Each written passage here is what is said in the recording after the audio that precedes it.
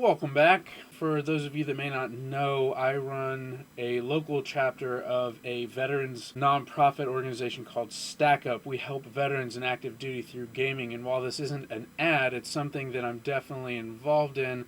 And if you are a veteran or a supporter, I suggest you check us out at stackup.org. Hashtag not an ad, but still, we had our first event of 2020 this past Saturday where we had a night of D&D. At our local game shop called Epic Loot. It was a great event. We had a good time. We actually had a ton of people show up, which was really awesome. We had 3 different one-shots that we were running, and I'll talk about that later in the video and what we did. But to catch you guys up on where we are with our campaign right now, I can't remember exactly what I talked about in the last video. I probably should have checked, but whether I repeat or not, here we go. Our party had cleared out the Wizard of Wines from the muddy feral druids, whatever you would call them. They cleared them out of the winery. They talked to a guy named Davian, who appears to be part of the Mardukov family that owns the winery. He blames his son Erwin, who runs the Blue Water Inn back at Vallaki. On the way there, they stopped off at the Vistani camp, where our very own Anad, our winged tiefling warlock, the player definitely, not the player character, not Anad, but the player who plays him, you could tell he definitely was getting flustered because Luvash, his daughter Arabelle, had gone missing, and Anad wanted very much to help him out because, and I don't think this is just the character, I think the player who plays Anad too is very intent on helping children and is very invested in the well-being of children and hates to see them abused in any way. And honestly, I think that does bleed over from the player who plays that character because he does work with children a lot. He has children of his own. And I could tell he's getting really frustrated. But the idea and the mindset behind Luvash was, he's already emotionally frustrated because his daughter's been missing and nobody knows where she is or how she went missing. Nobody was watching her, which is funny because neither was he watching his own daughter, though he blames others for that. But he was not at all about to let this demonic-looking creature that he's never seen in Barovia before readily volunteer to go looking for his daughter. It really is like a red flag for sure. He's like, why is this random demon looking thing that I've never met so invested in wanting to find my daughter? And I could tell this was frustrating the player. It didn't end up in a fight or really too much of a weird situation, but I did take it upon myself to remind him, I, as the DM, am not trying to screw with you. This is the mindset of this character. You know, his daughter's already missing, and he's not about to hire out a winged, demonic-looking creature to go find his daughter. So that was one kind of main event that involved not only just events of the game, but also the mindset of the players behind everything. But again, like I mentioned, they went off and cleared out the winery. They're on their way back. And the other main event that happened right at the end of our last session is our party's rogue asked if Irina was still planning on going to Castle Ravenloft to relieve the tension and take it off the party so she's not further endangering the party. I believe I did mention that last video. So long story short with that, at the very end of our session, the players had taken a rest at the Vistani camp again before they make their way back into Vallaki, and when they woke up, Irina and Alistair were both gone.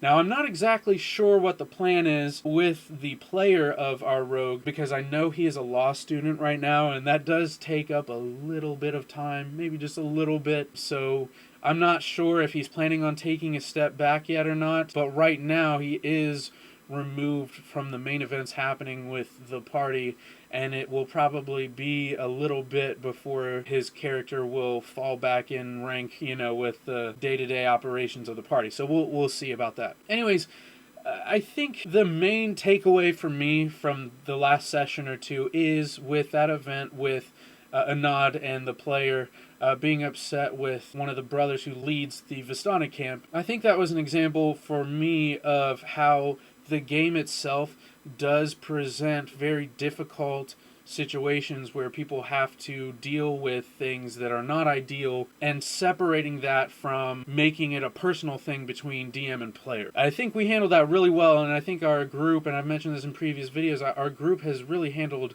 what could have turned into big conflicts.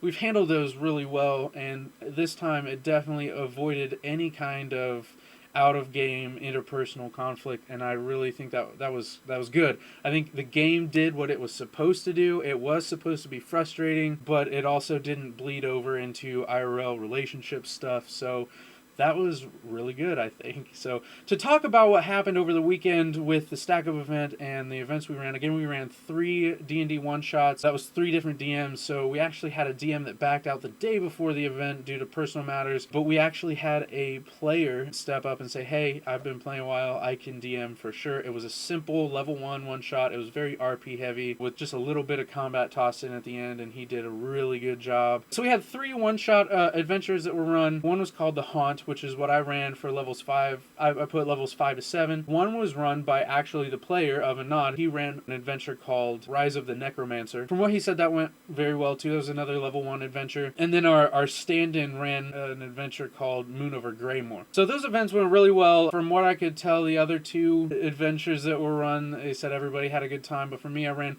again, one called The Haunt. I was a little bit intimidated at the beginning because I knew level 5 through 7, I figured there were going to be experienced players coming into that. Well, some of these guys I had recognized from playing an Adventure League. That I never played at the table with them, but they were an adjacent table to me when I was playing Adventure League. So I know they've been playing D&D for a while. Even just, their age and their mannerisms, and they knew what they were doing. And I was a little nervous as someone who is still very much relatively new DM. And I was like, oh man, I hope I can present something good and fun that they can interact with well and still have a good time, even though they've been playing D&D for years. I had a good time. They said they had a good time. It was ended up being a very combat heavy, borderline murder hobo at certain times, which is totally fine for a one-shot event. It's really hard to throw in very deep meaning behind a one-shot adventure that doesn't tie into a larger campaign, or at least that's how I feel anyways. So having a lot of combat, I feel was pretty good for them. One person got to try out the Artificer, which he had only played, he said, one other time in a little one-shot he did previous to that.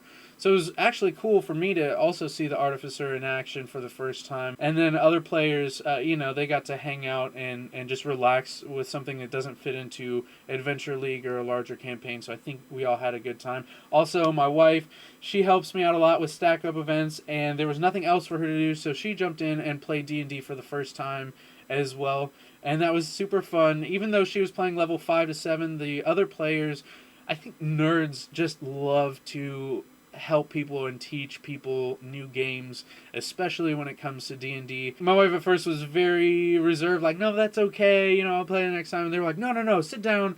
We'll help you. It's not a big deal at all. You're not going to hold us back. And we all had a good time. So with Stack Up, we're not going to be doing D&D every month, but for 2020, we are going to be hosting monthly hangouts where we're just going to be hanging out, playing games and stuff. Other than that, I really don't have a lot. Finally, I'm going to start doing a video series that I'm going to be calling Normie Reviews, where I'm going to try my hand at reviewing some tabletop and board games and stuff. But instead of taking a top-down view from an expert's point of view, it's going to be from someone who, filthy casual board game player that, maybe people who haven't dived as deep into the tabletop elitist realm that just wants to find some simple reviews on board games, they may be able to relate with that a little bit better. Anyways, I'm starting to ramble. I'm going to close this down. I will see you guys next time.